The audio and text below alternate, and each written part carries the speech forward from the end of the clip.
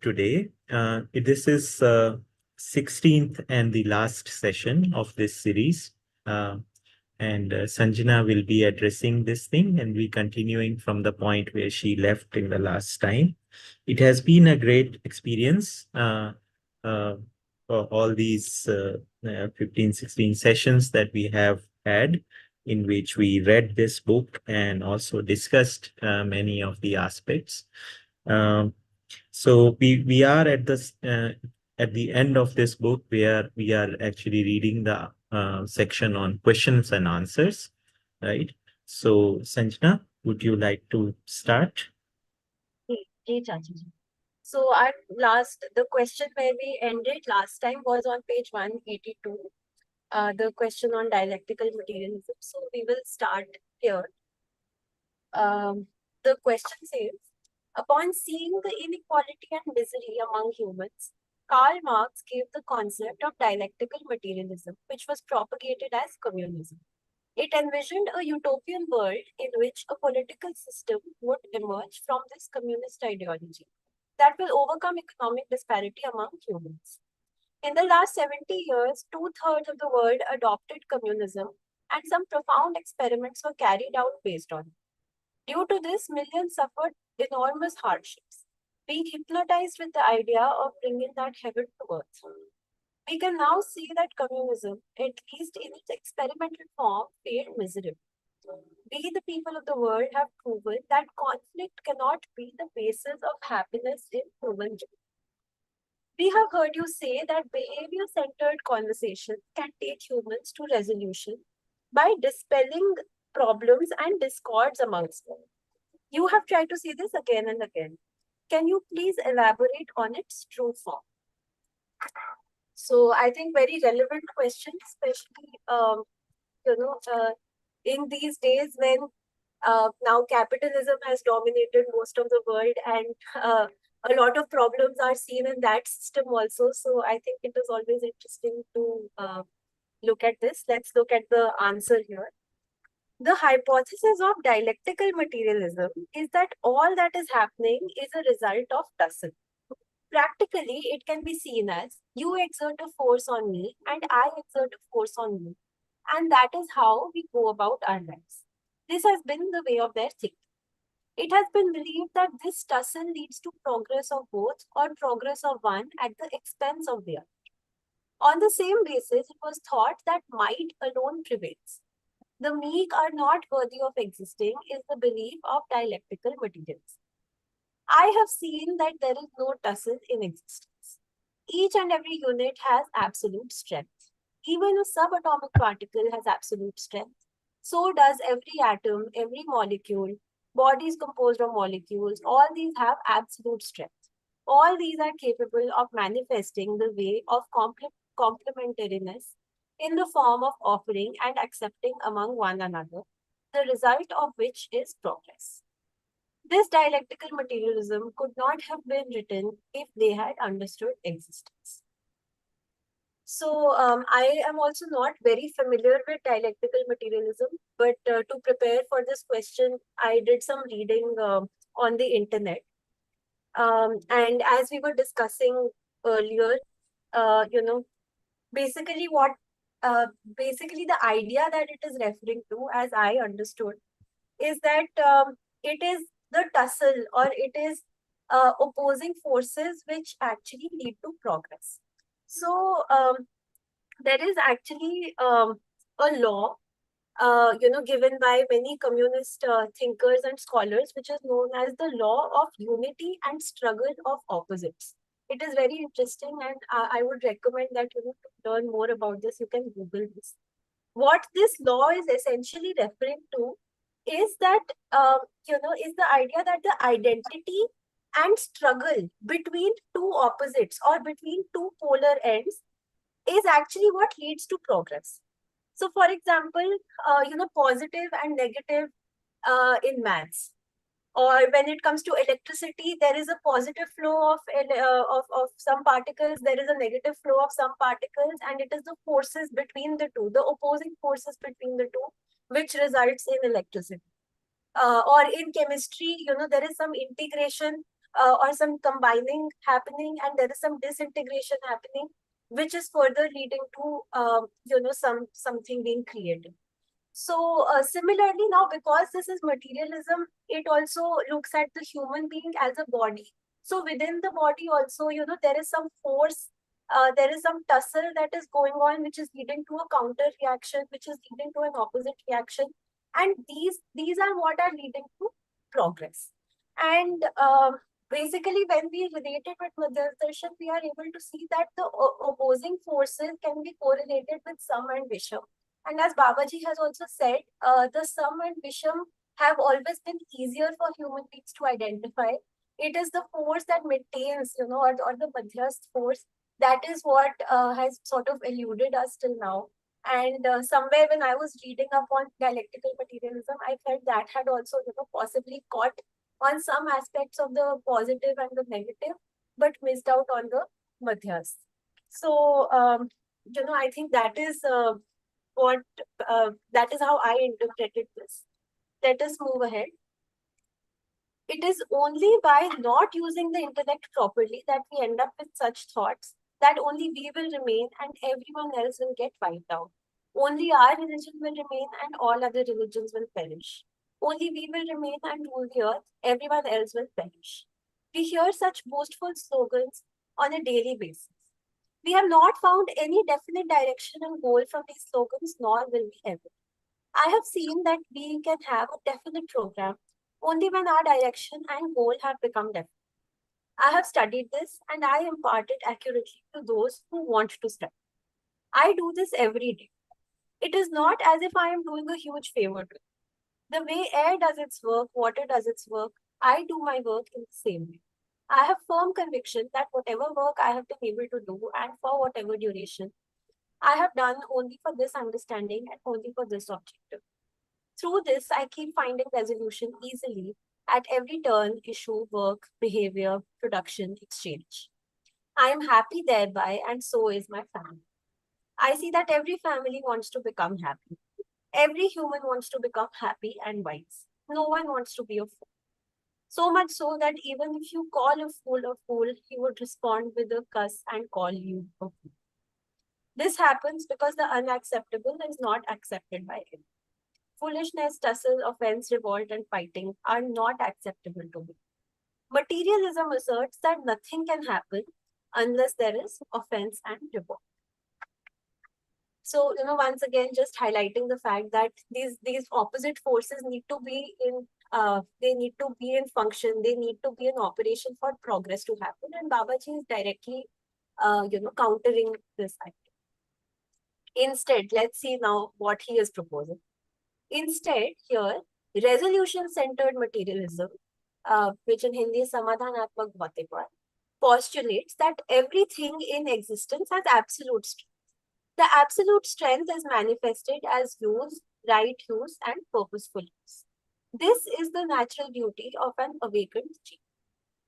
Concurrence in science and wisdom is the main issue. Wisdom means recognition of the purpose.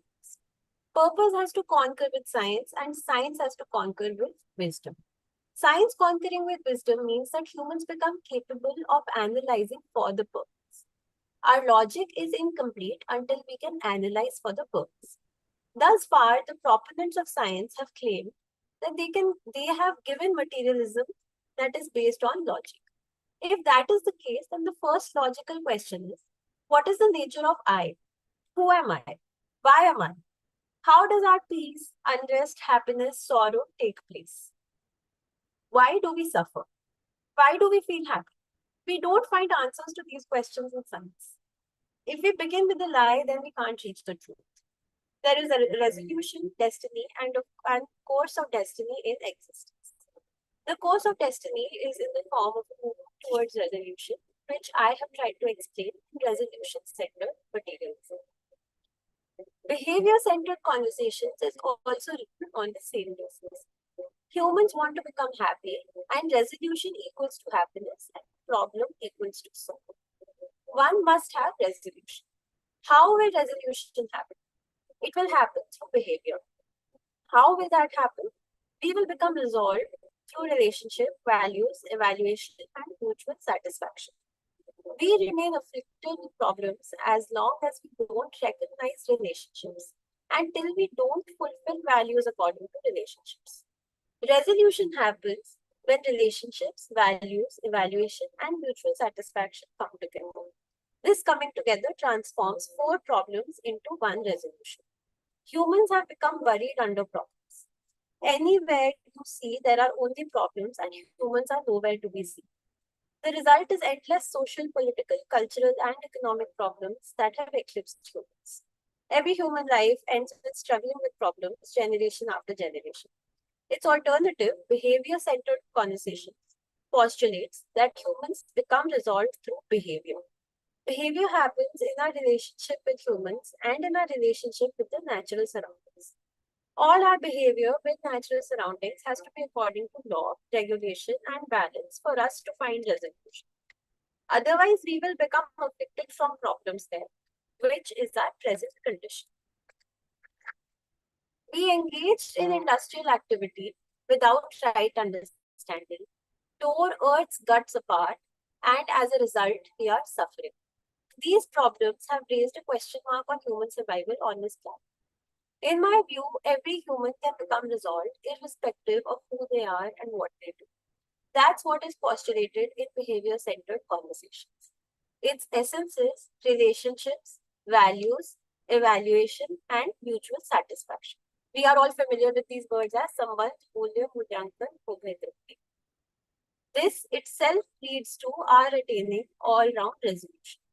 Economic resolution comes from understanding the circularity of nature. A cultured way of living is achieved through humane consciousness based psychology. Humans are units of the knowledge order. Therefore, they can evidence themselves only through cognitive ability. It is about recognizing relationships, having trust in the present, living in orderliness, and evidencing coexistence. In this way, behavior-centered conversations has been postulated for this comprehensive resolution. So I think this has been a very well explained answer. Just to quickly summarize it, what we started off with was, this sort of conflict, or that this idea that there are conflicting forces, and it is because of the conflict that progress happens. And instead, what Babaji is proposing is that conflict is not and cannot be the root of human progress. It is behavior, it is the right understanding, and it is understanding the laws of nature, understanding how we behave with fellow humans as well as how we behave with nature, and it is in living according to this right understanding that progress really happens. So I think this is a well explained answer, and maybe when we have some time later, we can have Chachaji explain some more about dialectical materialism and the theory itself. Let's proceed to the next question. Freud has put forth a postulation which claims that all desires of humans have a single origin, and that is sex. All the people in the whole world have accepted this ideology in a declared or undeclared way. However, we see that it has not resulted in a contemplation about humans which is clear and gives resolution. You have talked about human consciousness based psychology. How will this replace Freudian psychology? How will humans achieve peace and happiness by understanding it? And how will humankind find the right direction? The answer: every human is a combined form of Jeevan and body. It has been explained here. Jeevan basically is a constitutionally complete atom. An insentient atom itself undergoes transcendence and becomes sentient. It is then that nature achieves the grandeur of its sentient form. A constitutionally complete atom is free from molecular and gravitational force. This itself is its grandeur. It becomes capable of driving a body with an evolved brain by way of coexistence. Both body and Jeevan are definite accomplishments in the course of destiny in existence. Humans and animals are combined forms of Jeevan and body. This has been seen through and can be studied. This study focuses on understanding the statuses of being alive, not being alive, being with Jeevan and being without Jeevan. The evidence of being with Jeevan is understood from the sensory activity. When Jeevan cannot express itself through the body, or when sensory activities cease, we declare that the person is no more. Death means Jeevan has left the body. Very self-explanatory. I think as we will see, the question is about Freud. Right now, Babaji has laid down a basic premise to move ahead and talked about the difference between clearly demarcating the difference between Jeevan and body. And as we go ahead, we will see, how these two interact with each other and the interplay of this. What is it that, according to Babaji, that Freud's theory is missing out on? And how can we actually place this in context of reality? We'll see this as we move on. Let's go to the next page. Death is proclaimed from the instant that Jeevan separates from the body. We don't call that body to be human. Human is recognized while Jeevan is driving the body. Every such human is a thinking entity. Animals don't have any scope for imaginative thinking. The conscious activity in animals is only in the form of species conformity. Even if humans want to live like animals, the reach of their imagination and free will goes far beyond that limit. As human thought was never contained within the purview of the body, it was natural for us to spread out far and wide. We, that is Jeevan, could not be limited by the body due to this reason. We could not become satisfied and resolved by thinking within bodily limits for the same reason. Its testimony is that we neither became social nor the undivided society materialized. We didn't achieve universal orderliness. The orderliness of dogs is universal. Orderliness of horses is universal, and orderliness of every animal is universal. Why are humans so unfortunate that their orderliness cannot be universal? Each entity in existence, donkey, horse, dog, grass, stone, iron, gem, has its use, and they are complementary to one another. How is it possible to be a human and not be complementary?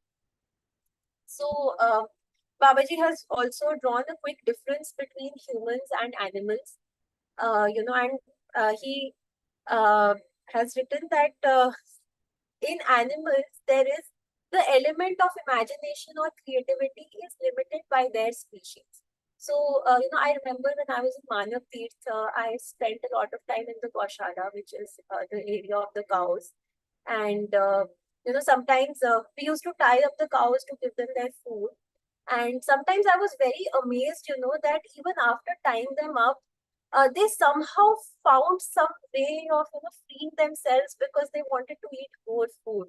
So, the first time I saw a cow freeing itself, I felt, wow, I mean, this cow must have used some imagination to, open the rope because there is no way the rope could have opened on its own. So there was definitely some imagination going on. But again, the limit of that imagination was to get the food. The cow has, till now, cow has not managed to, for example, build a car or make some kind of device to make its birthing process easier. For example, the way human beings have done for themselves.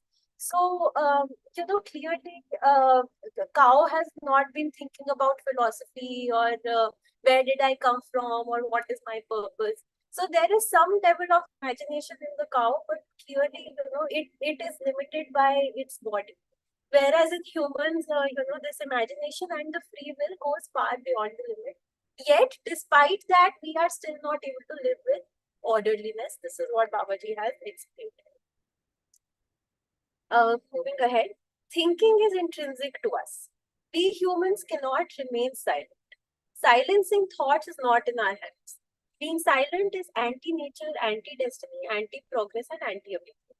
In this way, humans become antagonistic in these four ways by pursuing silence. Antagonism naturally gives rise to problems, which is what happened. This is very self-explanatory. Many people have pursued the state of samadhi in our country. When it came to giving evidence of having achieved the state of samadhi, some have given it as well, albeit in a roundabout way. However, no one could clearly declare that I have achieved the state of samadhi.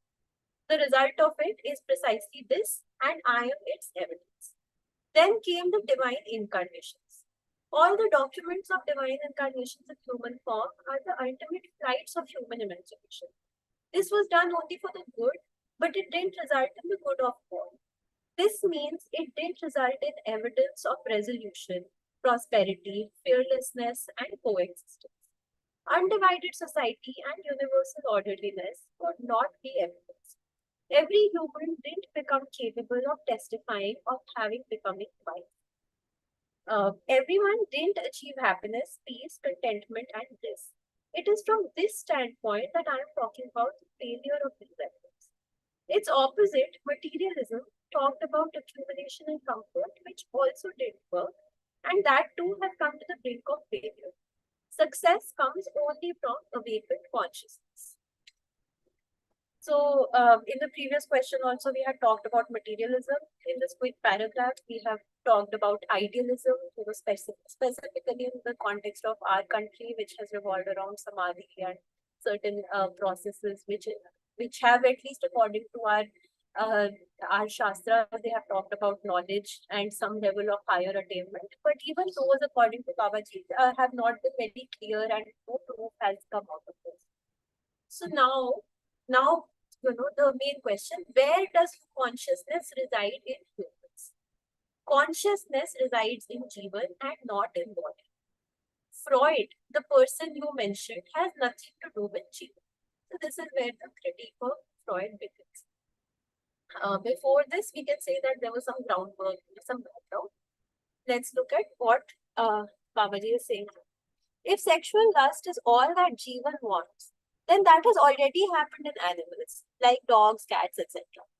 Then what was the need of human emergence in the course of destiny? If one asks this way, then the only logic that can be given is that human existence has no purpose. How are humans different from animals? The goal of humans is to become happy. They need resolution for becoming happy. Not a single person will be able to evidence prosperity until resolution. Prosperity without resolution, that is not going to happen. Therefore, we need to think this over. I understood upon thinking that human consciousness comprises of cognitive and sensory abilities. Cognitive ability has two aspects, knowing and believing. And sensory ability also has two aspects, recognizing and fulfilling. All effort and tendency of sensorial living is based on bodily senses. Therefore, all decisions based on sensory ability will have temporary validity. These will not have continuity. For example, eating feels good, but one can't keep eating all the time. Sleeping feels good, but one can't keep sleeping all the time. Likewise, there is no sensory activity which we could maintain forever in the same way. It needs to change again and again. It is not possible for humans to remain indulged in any sensory activity without change. Why do we have this complication? This is meant to orient humans towards cognizance. The transient nature of sensory ability is such a wonderful provision in humans as an alarm, as inspiration, and a direction for their awakening. It is there in me, it is there in you. When this awakening arises in you, and when you will testify it, that is for you to think. Its responsibility resides with you only. I have achieved this state, so it is natural for me to be thrilled. It is so systematic. With little reasonability, humans can think this over. On that basis, it became clear to me from this endeavor that our sensory experiences are transient, like the cow and the grass. While what we want is the continuity of happiness.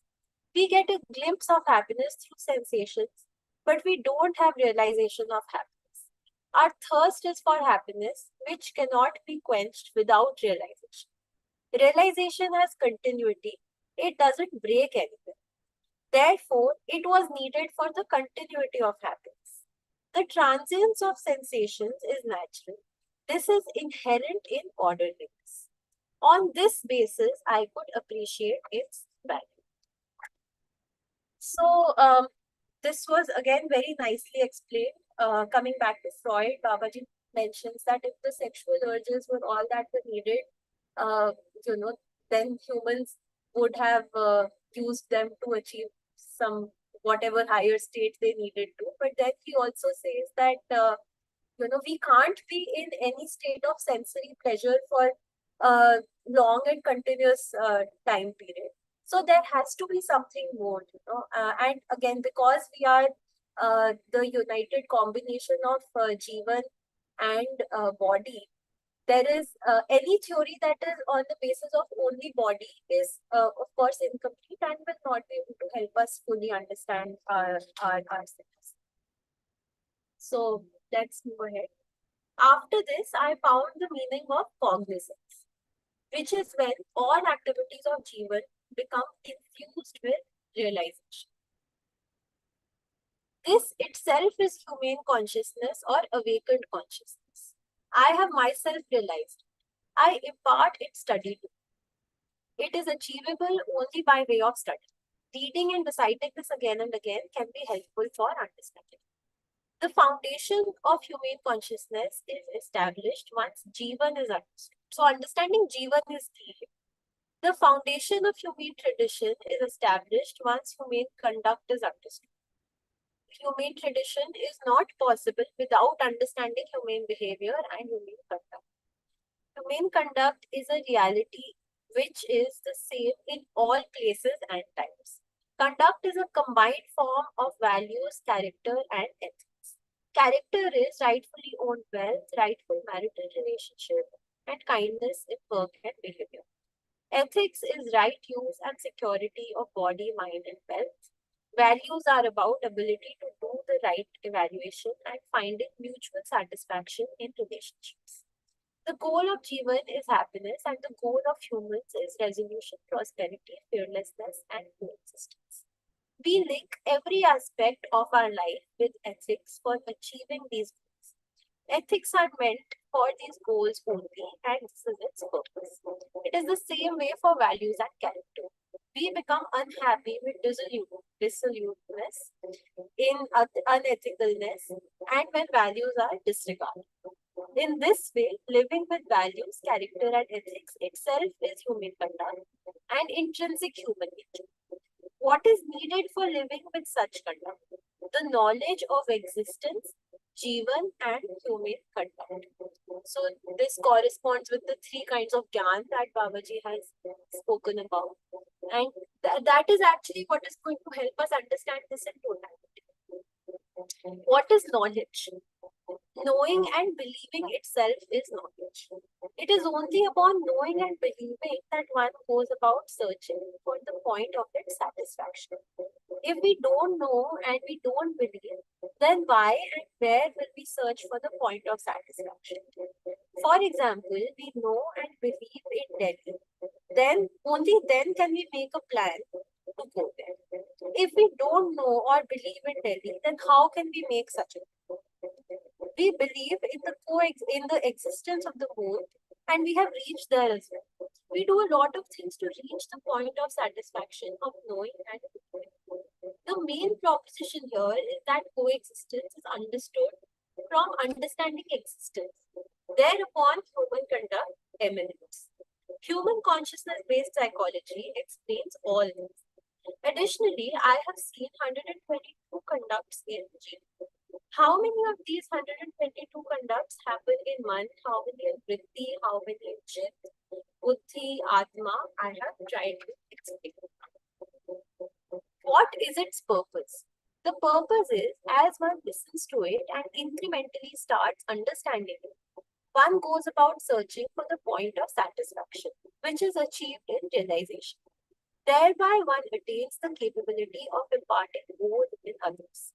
The evidence of having understood is in imparting both in others. We teach to evidence our understanding. The evidence of our being healthy is in enabling others to become healthy. The evidence of our being wealthy is in enabling others to become wealthy. This is a simple way of becoming social. Thus far, humans have only lived sensorially. Hence, accumulation, comfort, offense, revolt, and exploitation have been the issues. Thus, the essence of human consciousness-based psychology is understanding Jeevan's activity. So, this is basically the crux of the answer, I feel, that any psychology or any theorem or any postulate of psychology that is looking only at the body is the starting point of that itself is an incomplete understanding of human, and therefore it can never fully explain how and what a human does, and more importantly the end goal needs to be how and the way of reaching this resolution, the way of reaching this higher state of knowledge. So, somewhere I think I found this answer also closely related to purpose. Because if the purpose of the psychological study or if the purpose of the psychological theorem, if that is not resolution, if that is not to fully understand how the human will reach this awakened state, then it is not really serving, any, uh, any productive purpose basically. So when we approach psychology from this perspective, when we base it on human consciousness, when we base it on the Jeevan, when we base it on the complete understanding of human, that is when it actually becomes new. So repeating this, essence of human consciousness-based psychology is understanding Jeevan's activities. When we believe to know, then we start living based on knowing. And as we go about recognizing and fulfilling, we become judicious, regulated, balanced, and happy. This sums up the purpose of human consciousness based psychology. Very nice answer. And I can see that we have Dishra with us, who has also studied psychology. So maybe in the last portion, the Q&A, if someone has more questions about Freud's theories, then maybe we can have her pitch in as well. For now, let us proceed to the next question. There are thousands of medical practices on earth, and a lot of human effort and money have gone into this. In spite of this, the health of human race is still bad. Despite massive investments in development of advanced instruments, the number of diseases is only going up. New diseases are cropping up every now and then. Old techniques are not seeing results as per their claims, and modern techniques also don't deliver to their promise. Apropos this, how do you recognize health and discipline in the light of Jeevan Vidya? What you have described is more or less a concern of everyone. All these efforts are for specialization. Specialization is like a monster that kills everyone. We are specialists, therefore, whatever we say is right. Our belief in this has resulted in a lot of crimes. Those seeking treatments were victims of most of these crimes. The doctors don't want to listen to what the patients have to share about their suffering. Instead, they want to know the patient's condition through instruments. Human suffering cannot be recognized through any instrument. Only a human can lend an ear to another human and understand their suffering. Machines are not capable of this, hence, an accurate diagnosis is not possible through the use of machines only. The ancient Ayurvedic, Unani, and other such practices of medicine are diagnosed by reading the Unani. Rate, pressure, flow, strain, and tension of pulse are praiseworthy. In the course of time, doctors found diagnosis by observation of pulse to be cumbersome as they got used to the ease of instrumental diagnosis.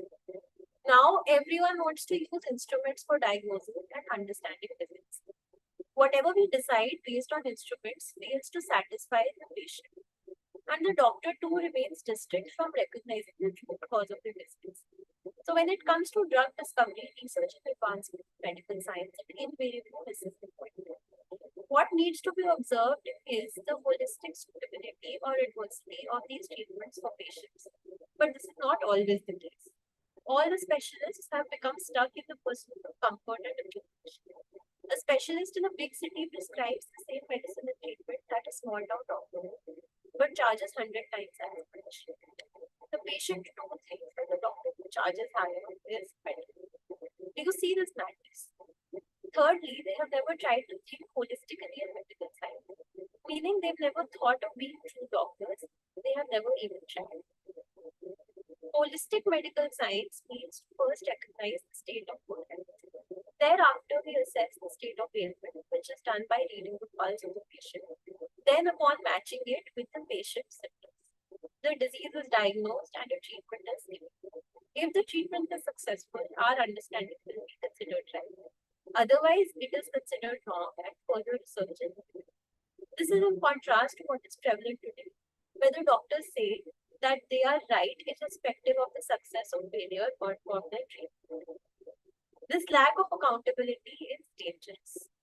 So, holistic medical science is coming together of number one, diagnosis of disease, two, assessment of the state of ailment, three, identification of medicine, four, identification of potency and combination of medicine, five, identification of how the medicine is to be administered, six, identification of patient state of mind, seven, identification of diet regimen, eight, identification of the discipline that the patient needs to follow, nine, then identification of the way treatment is to be given.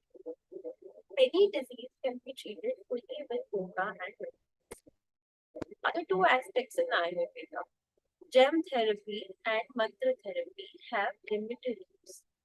Gem therapy talks of rays and radiation. Mantra therapy primarily affects the mind. Medicine is the most potent way of treating disease as it dissolves in body.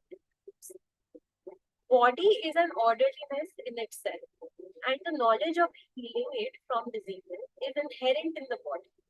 The expertise of doctor is only in giving the treatment to a patient which would assist their body in healing itself.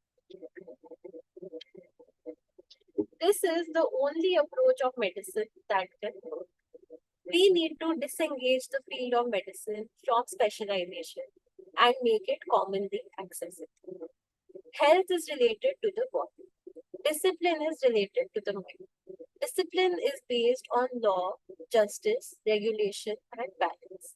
This is possible based on understanding. The simple formula is understanding results in balance, and lack of understanding results in imbalance. The entire orderliness and balance are for understanding. May universal goodness prevail. Okay. So first of all, congratulations to all of us as we have completed the reading of it. I personally find this question very interesting, and when I knew that I would have to be reading it, I gave it a lot of thought because I am a person who has personally benefited very greatly from modern medicine, and a lot of people who I know personally have also benefited from advanced techniques such as surgeries and organ transplants and modern technology such as stents. My own grandfather, some of you might have met him. He had uh, uh, he fell many years ago, and he underwent a hip joint replacement surgery, which enabled him to walk successfully again. So, I have had many years of conditioning that modern medicine is highly effective and it is the best way out. And in a lot of cases, it works better than our other traditional systems of medicine. When I started to do some more research on this, I was also able to understand, maybe not fully, but able to appreciate the wisdom of our ancient traditions of medicine as well. And I am still somewhere in that journey where I am trying to figure out where I stand in this spectrum. Something that I saw during my research, I was reading an excellent book called Outlive by a doctor called Peter Attia, who has who is a well qualified doctor from some of the best universities in the world, and he gave an example which I thought was very relevant. He said that imagine you are on the ground and you have a basket in your hand, and someone is on top and throwing a lot of eggs, and you have to catch it. So you devise a very good system to catch all the eggs to make sure that it doesn't break. But that is only solving the first level of the problem. The real solution is actually figuring out why the eggs are falling in the first place and ensuring that they don't fall. And he said that currently the way modern medicine, the way our diagnostics, our surgeries, and our very advanced instruments, etc., that we have, with all of this, we have become good at damage control. So, when something happens at the last minute, a patient comes with very high blood pressure, we are able to do something for it. A patient comes with a heart attack, we are able to do something for it, which is good. But our system is not yet equipped to understand why these things are happening in the first place. And that is where this system is falling short. And that is where actually a system which sees the patient as a whole human being, which sees the patient as someone which when diagnosing a disease also looks at sleep, how much exercise this person is getting, what is their family history, and all these other factors that Babaji has mentioned, actually that becomes very important. And in today's time, when we look at global statistics, we see that psychosomatic diseases are on the rise. And by psychosomatic, we mean stress, basically diseases caused by lifestyle issues, caused by stress, caused by mental health issues. So there is no specific cause. They are just, happening all over the world, and they can't be linked to a specific reason. And in light of all of this, actually the need for a more traditional approach, in the sense that an approach which looks at a person holistically, which looks at a person as a whole human. And as Babaji says, that with specialization, we've learned to look at the human in parts. So someone is looking at the heart, someone is looking at the stomach, someone is looking at the brain. But actually, when it comes to these diseases, it also becomes important to look at them as a person, and also to look at their habits, to look at their histories. And that is what is actually going to address the healthcare crisis that is coming up all over the world. So, definitely this has given me a lot of points to ponder over, and I I need to give this a lot more thought. I also would love to hear from our seniors and everyone else about how to sort of come to terms with both of these systems, because somewhere I also feel that in cases of accidents, or in places where, for example, someone falls and suffers a huge wound or something like that, a lot of things that modern medicine is doing are pretty effective also. So also knowing when to rely on which system, or perhaps there are more efficient methods of doing this using traditional medicine as well. So this is something that I am yet to come to a conclusion on. Babaji's inputs definitely have given me a direction to think in, and I also have to do some more research in. So with that, I have sort of come to an end of my reading, and maybe we can proceed to Q&A, or if anyone else has anything to add, Nagesh Rajaji. Thank you so much, Sanjana. This was very well done. So you had actually covered quite a bit today. You talked about economics. We talked about dialectical materialism of Karl Marx, and then you also talked about Freud, and then you also talked about the health. So it was a big range of things that you actually talked about today. I think uh, what we have in this darshan is that um, things are looked at with first principles all over, right? When we say that, yes, if existence is coexistence, and there is harmony in existence at the fundamental level, and human being is part of this existence, then what does psychology look like? What does psychology look like from the awakening perspective? What does economics look like from the awakening perspective? What does health look like from the awakening perspective? So this actually, so it is not that everything has been thought through, but large guidelines have been given. It's also interesting to note over here that Babaji is actually not making a division between modern and traditional. Okay. He's not saying that everything modern is bad and everything traditional is good. Okay. So he's not saying that. He is not actually, uh, in one discussion that we had with him, he said that it's not that Ayurveda actually recognized everything correctly, also. Okay. So, for example, whether Ayurveda actually understood what is right food for human being, that also has not been actually, it doesn't become clear from if you look at the scriptures of Ayurveda. Like one example that he took was that one of the medicine actually talks about eating pigeon's meat. Okay, so he says that does this mean that basically they had understood what is right food for the human being? So he says that all these things also need to be looked at all over again. So, I mean, I'm also with you in terms of that actually there is a lot of modern medicine has actually identified things which are actually very effective, like many of the things like surgery, or for example, if you want to have any dental treatment, right? That is what you need to do, right? Many of us have actually gone through um, uh, have undergone surgery, and we see the efficacy of the whole process.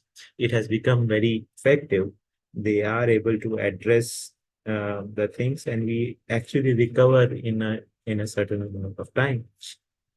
But still, there are a lot of things which basically are, uh, which some of the things that you highlighted, that we are not addressing the root cause. We are not even not addressing why the eggs are falling, rather than we are only focusing on collecting the eggs.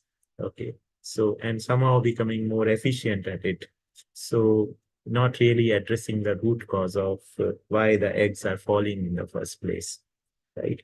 So somewhere we don't want to address that also, because that would be a issue of what mm, insurance people will not have the so somewhere the we know that how the healthcare all across the world has become completely stuck up, right? I mean, my own daughter, she is in the DC, and she found that actually getting a proper healthcare was so difficult, right?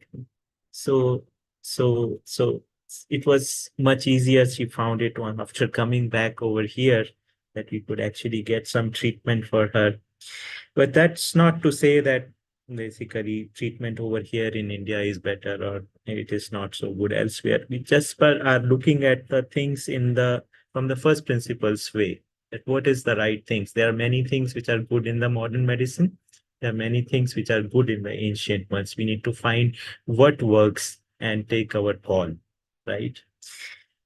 So very interesting. So we have actually I'd like to now open the floor for some question answer. Anyone who would like to ask any questions or make any observations or add to the discussion. Hmm. Drishta, you want to say anything about the psychology part that uh, Sanjana talked about? Hi, hello. Hello. Sorry, I was late today, but I did get here in time for the psychology bit. I think Sanjana explained it very well, and I think Baba laid it out so clearly how psychology is, especially Freudian psychology and those associated schools of psychology, they were so fixated on the sensoriality of humans and seeing humans in the same light as you see animals, that the root cause of all human turmoil was also boiled down to some lack, some deficiency in our sensory gratification at some stage or the other. That was Freud's basic theory. So, whereas actually, it's actually the same whether you think about it in mental health or physical health. Later on, he has discussed it more, elaborated on it more clearly in physical health also. That unless you understand what health is, how can you really address the ill health? So, as it is in physical well being, we never understood what a healthy mind is. So, therefore, we've been struggling to address address unhealthy minds. But I think it's been quite insufficient, unsatisfactory, even for those studying psychology. Therefore, Freudian thought has also not really stuck. It's just that no alternative has really been found. So, whenever people try to experiment and try to find other answers, there have been other schools that have been more, it's called the humanist school that felt that, humans are much more than bodily needs. And there is something greater that humans are aspiring towards. But what that greater is could not really be really identified or anchored down. So at the end of the day, the discipline was moving in one direction, but since it couldn't be anchored in any way for this greater thing, um, it kind of swings back. When in application, it kind of swings back to the more body rooted addresses. But you still find, as in mental health as well as in physical health, you find practitioners who are from whatever inspiration in their own lives and their societies, and whatever goodness has kind of passed down through society, who are still more holistic in their thought and who therefore keep thinking of more and better answers, because these are evidently unsatisfactory, this body centric thing. So if you look at Mm. current therapists, the better ones, they will know that when you have to deal with things like depression or anxiety or something like that, the things to address, of course, there are bodily, behavioral strategies to employ, but they will also know that, the main cause is this lack of meaning that we are seeing, or this lack of purpose, which leads to rumination and things like that. But so the answer to that is to find some form of hope for the patient who is suffering. But then the answer to what a stable, steady basis of hope can be or should be, that has not been identified clearly. So Yes. similarly, as much as in physical health, I think within traditional practitioners and modern practitioners of modern medicine, even among the holistic thinkers, they are thinking about more holistic identification of root causes, but without, again, we come down to what Baba is talking about, without having understood what the human being is, what their purpose is, why they are there in existence, we cannot fully answer the questions of what has gone wrong, whether it's physical or mental. Very interesting. Yeah, Right. one more thing actually I was thinking is that Freud's subconscious seems to be something very negative, right? Which is something is saying that what is underneath the surface is our repressed desires, something which are not something that we actually don't want to talk openly about. And somewhere he says that if we bring them to surface, then maybe we can overcome them. So through the dialogue or by Hmm. basically going to the couch. But if we look at what Babaji is saying, that he is saying that yes, there is an aspect which is actually beneath the surface of our mind, so to say, the thoughts and desires. And that he says is actually incorruptible and something which is actually very positive and a mediating force, right? So he is saying that about buddhi and atma, and he Hmm. says that the issue is not really subconscious. The issue is actually what is on the surface.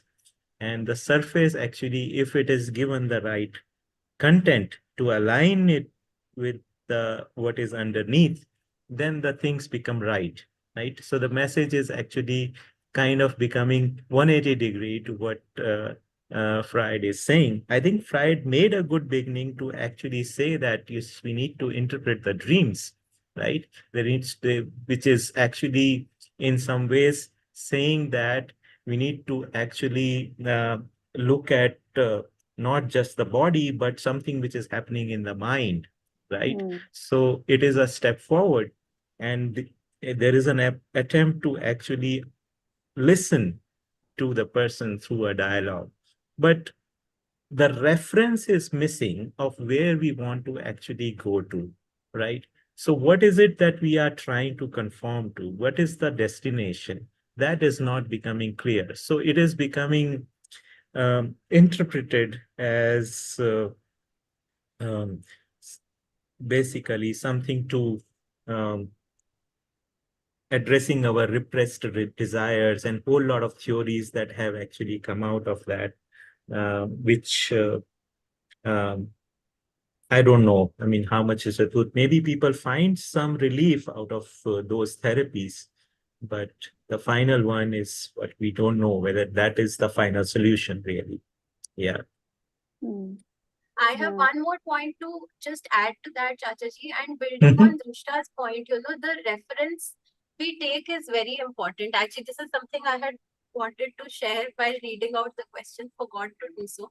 Basically, as Babaji has also always said, that it is the right thing or the correct thing that needs to be studied. Sahi Hmm. ka adhyan is Hmm. what needs to be done.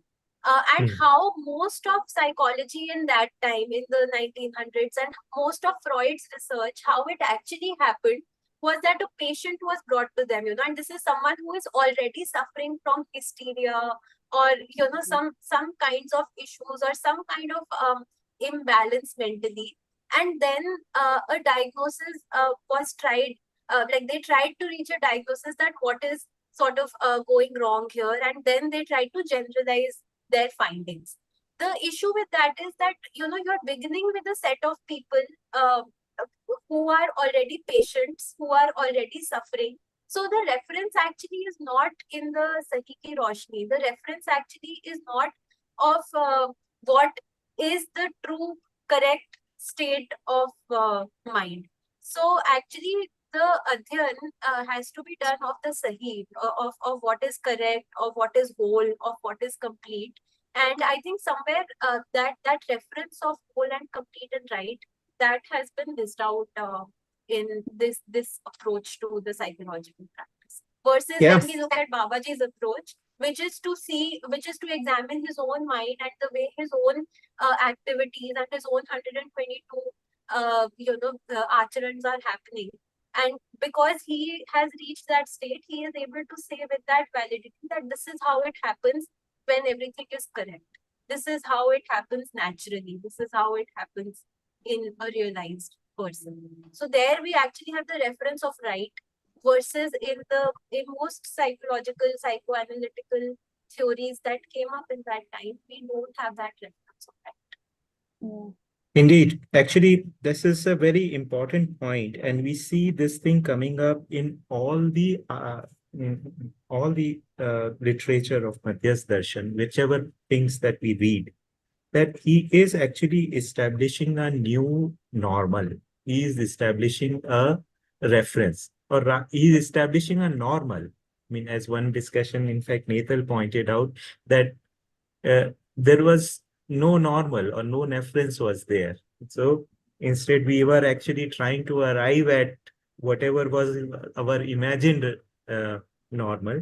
So he is actually giving a normal reference that, okay, this is where it is the normal, and then identifying the tendency towards this normalcy, and then nurturing towards that. That is what seems to be the approach, whether it is with respect to economics, whether it is with respect to whether it is with respect to psychology or anything.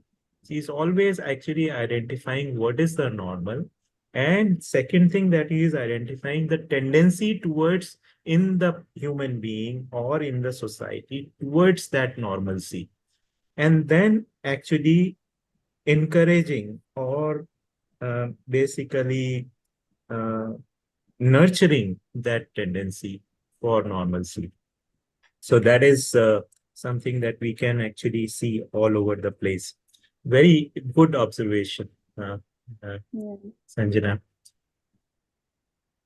I would So, just like yeah, to kind of supplement that. Actually, this is so important, which is why I feel like somehow the study of modern psychology got really derailed, because they say that Freud really started the whole, brought focus onto the mind and the conscious aspect rather than the physical. But actually, I feel like he was a clinician and he was studying patients, as Sanjana was saying. But this whole thing has actually derailed the study of psychology. There was a very long and elaborate tradition of philosophers studying the human mind, coming up with actually elaborate theories on what the human mind and consciousness is like, what the purpose is, and all of that. And suddenly, this physical turn happened when they started playing around with the brain's anatomy, and psychology turned into something completely physical. So we were taught that you should give credit to Freud for highlighting the mind. But when I studied it myself, I realized, yeah, it's really not, the credit has, whoever it should go to was actually lost, because that tradition got cut off by this physical turn in psychology. yep, So, actually, that's very true. In fact, uh, there were a lot of studies. In fact, much of the Indian or the Eastern thought always is with the idea that I is separate from the body. Okay. And that is, and they have talked a great deal about manvritti, etc. Even though it may not be having the final solution in terms of what to do with them and what is the final right way when these things function and what will be the way the society would be like when these functions correctly, but they have actually addressed to those things.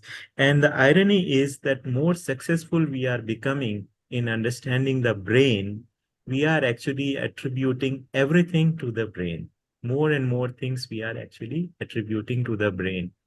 So, which is actually ironical, but I think somewhere we need to find the bridge between our understanding of Jivan and our understanding of the brain, and how these two actually studies, because each of these are studying a phenomena and they are actually finding out the realities. They are discussing the same things.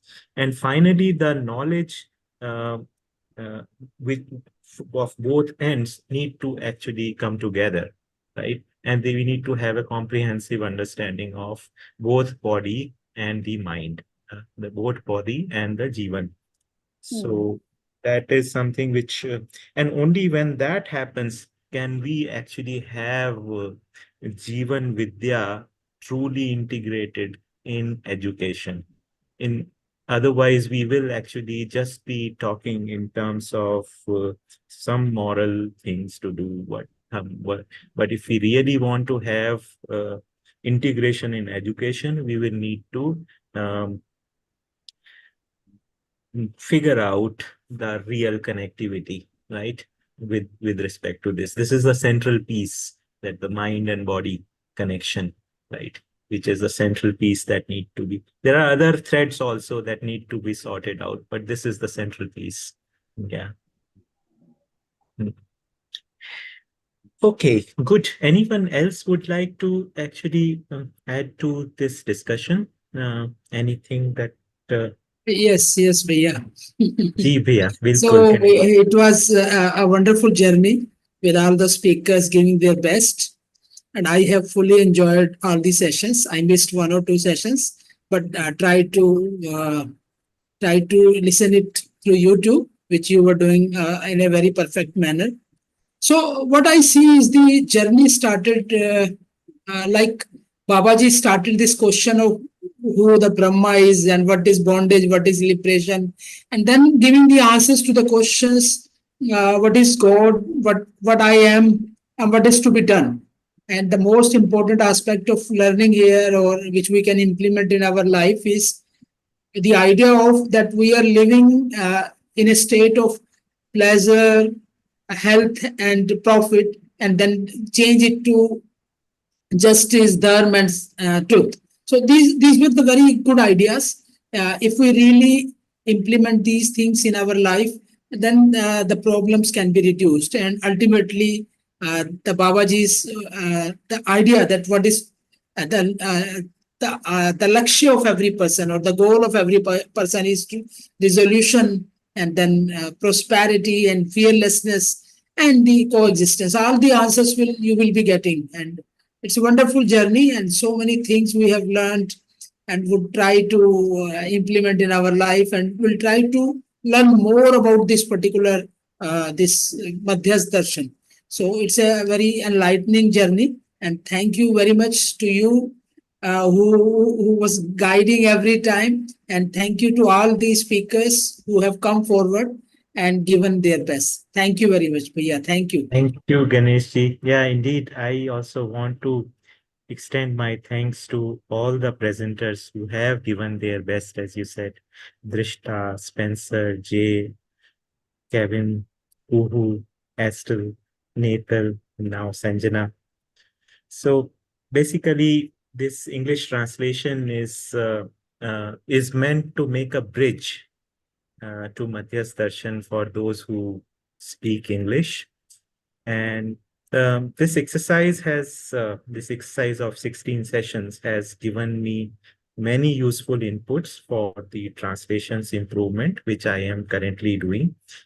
So I have already reworked on some 90 pages and will be doing on them. As you know that we are also working on the peer review of Manav Vyavhar Darshan and other books also alongside.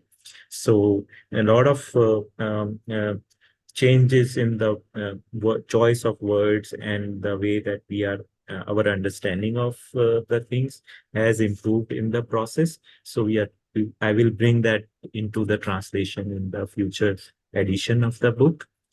As the next in line for this exercise, I feel, is that Manav Vyavhar Darshan, that we actually have almost completed its peer review, and we will soon announce the dates for its reading.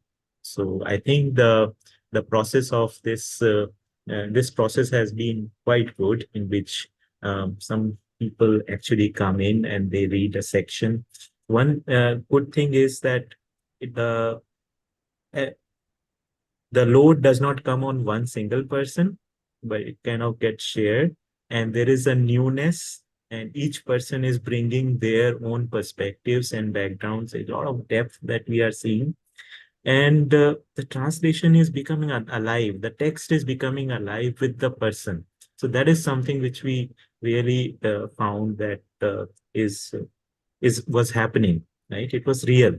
So I feel that somewhere we also experienced that um, understanding uh, the language is not the limitation for understanding. So when we actually, if by if at the level of understanding, the language itself is not there. At that over there, only the meaning is there. Yeah. So we see that we are communicating to Estelle, who has not read any of the Hindi text, not much maybe, but we are able to connect with her, right? We can actually understand when she speaks, and we see that she actually, in terms of the meaning, she has the same thing. So what is it? If we see that it is not the words that she has, it is the meaning that she has. And that meaning is the essence, what we have grasped from it. And that actually really is something that we learn out of this experience, that we are speaking a language which is not what the darshan has been written in. Still, the meaning is the same. Yeah. So that is the beauty of this thing, to understand that all languages are on the same ground. And as human being, we are the same. In terms of the meaning, the meaning is common. Okay. So we have about 10 minutes. Anyone else would like to actually say? Surendra Bhaiya, would you like to say something? जी भैया सभी को नमस्कार. I also have thoroughly enjoyed these sessions, though I could not attend one or two. And I do agree, it gives the proof that there is a सूत्र और अनुभूति in मानव व्यवहार दर्शन की भाषा के मूल में भाव, भाव के मूल में मौलिकता. And listening to the reading and explanation of this Jeevan Vidya Parichaya by everybody, I could see that the meaning is getting communicated, even though the language is changed.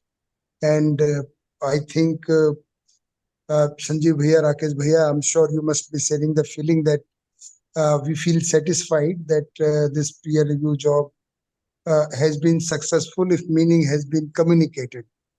And listening to all the readers and their explanations, I feel that yes, meaning was being communicated.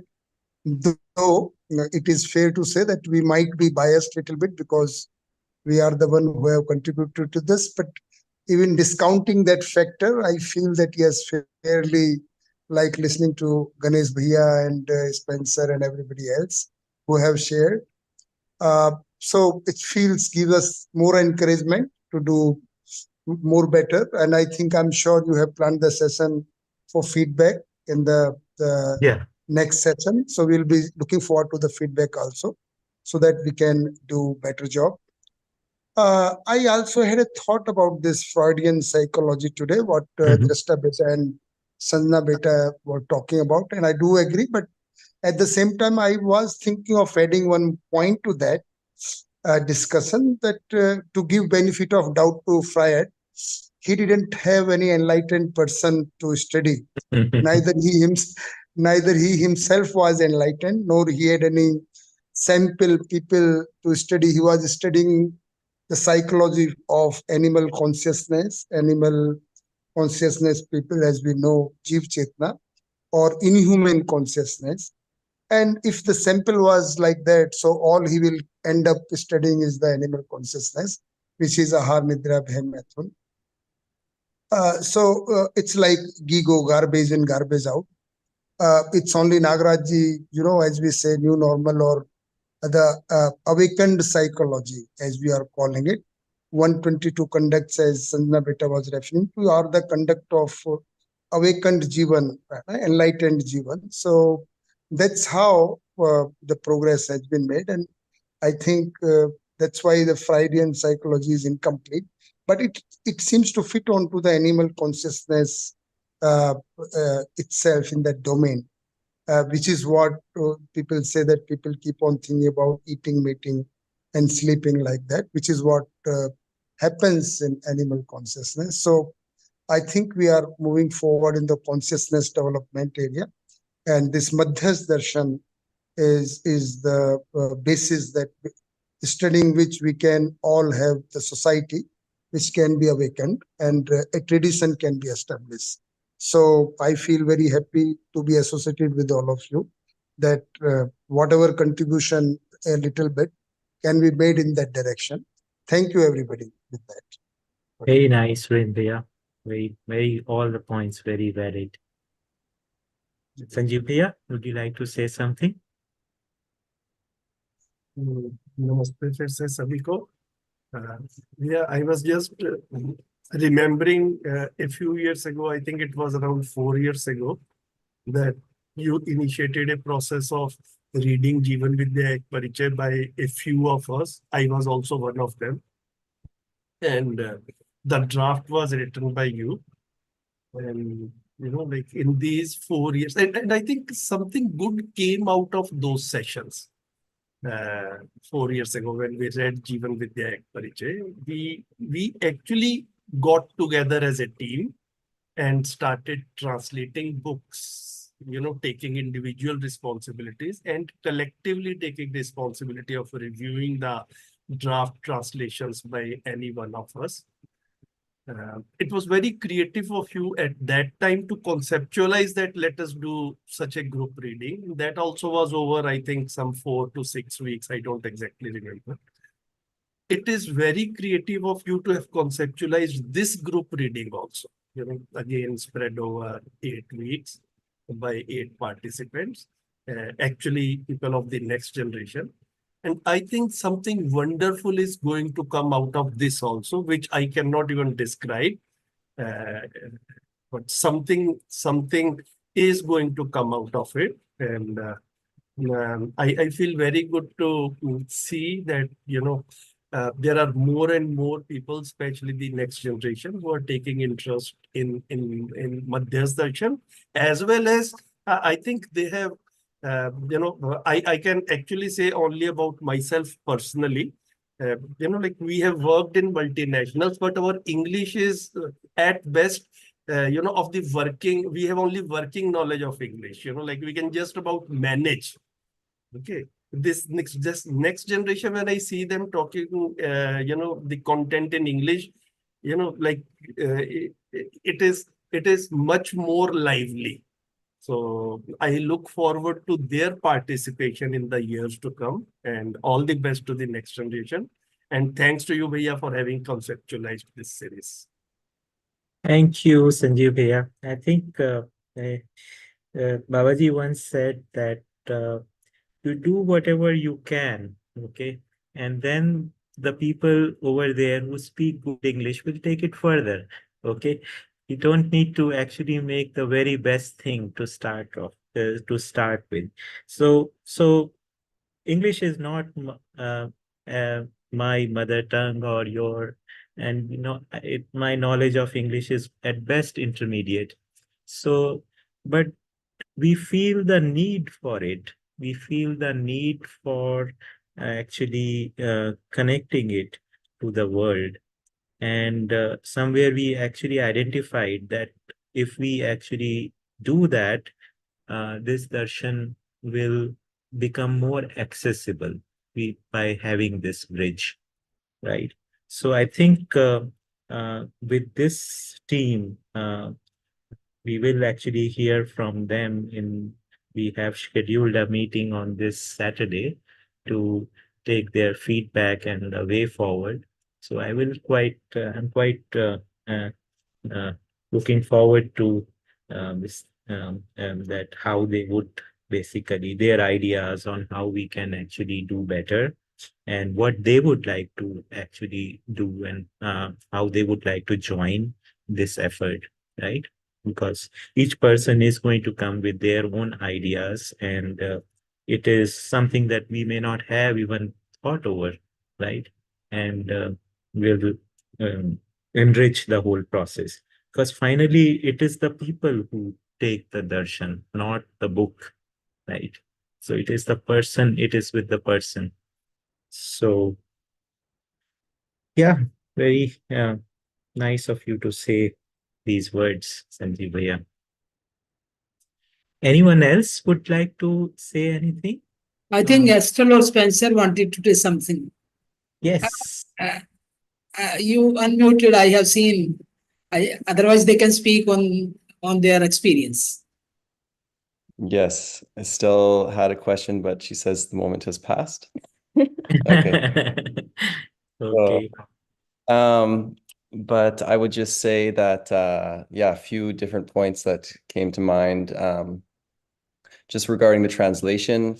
Yeah, at one point today we were reading, and I don't know what happened, but I forgot that we were reading a translation, like it was just very natural. Usually when I'm reading darshan, it's somewhere in the background, I'm remembering that I'm reading a translation, and maybe it's because the sentence is not always a little bit choppy sometimes, but here it just was very natural, and it occurred to me that, oh, this is a translate. It did not appear that way. So it's nice. So just to speak on the refinement of the work, it's reaching a very good level. And yeah, it's been a good process for me.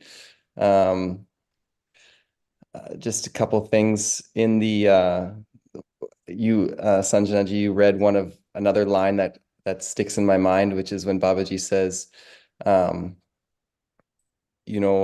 I share this understanding very naturally, just in the way that water does its work or that the air does its work.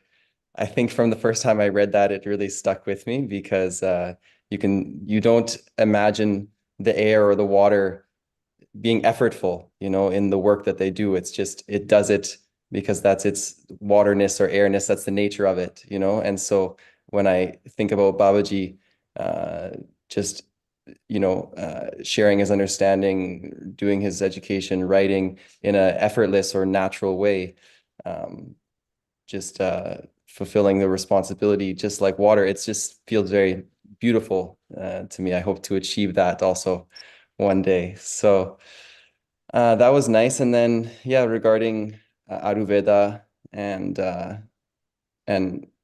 so-called modern medicine, yeah, I'm actually, it's a thought that's on my mind as well. Lately, I'm actually scheduled for a knee surgery this year, so I will have to get that, and I'm happy about it. I'm looking forward to. I need to, and I have confidence as well because I feel like it's a very mechanical process. But it's just like a joint or a hinge. But I don't feel as confident. To get direction about the more subtle things of my health, and that's where I think Ayurveda is really amazing from whatever I've understood. I think the first time getting my pulse read and getting a diagnosis was just incredible. It's just like amazing. I never imagined that something like this. And then I attended like one short sort of workshop with Shefali and teaching more about the philosophy and a little bit going deeper into Ayurveda. And I see that not only can you get help with diagnosis, but it's really trying to empower every individual to be observant of their own body and to understand the effect of the food and environment around them on their body. So it's really also passing the power to the individual and seeing that you can observe these things within yourself as you, obviously with education. So yeah, I just find it quite remarkable. And yeah, I don't see that there needs to be a hard distinction between what is necessarily Ayurveda and what is something more modern or like surgery or whatever. I think as long as it fits those criteria, what Babaji was saying, he put like 7 points, like does it, address the whatever, see, and then make a program, then discipline. Those 7 things that he mentioned, I think if it falls into that category, then under the broader umbrella of understanding, then that's the way I see it. So Yeah, that's a very valid point. He doesn't compartmentalize knowledge, and he basically is saying that the education is supposed to give us the conclusions and not give us a number of theories and decide which one to follow, but it should actually uh, give us the conclusions. So that is the thing that we will all learn. So we are a little over time now, so I would like to now close this session after thanking all of you. And it has been a wonderful journey for me. And I'm sure that this is not the end, but it is only a beginning. And we will come very soon with some more work, and we will with some more new presenters and some old ones also, and we will actually stay connected. So once again, thank you very much indeed, with the hope to see you all again. Namaste. Thank you, Bhaiya. Thank you. Namaste, Namaste. namaste to all. Good Greetings night. to all. सभी को Namaste. नमस्ते good night we will see you on Wednesday or Saturday. Uh, yes, we will be seeing on Saturday. We'll be having one meeting on Saturday. Yeah.